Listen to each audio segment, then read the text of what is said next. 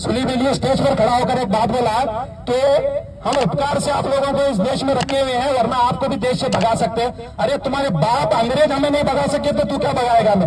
तुम्हारे बाप अंग्रेज हमें नहीं भगा सके तो तू क्या भगाएगा? ये सबूत है हमारे पास, ये ताम्रपाठा है।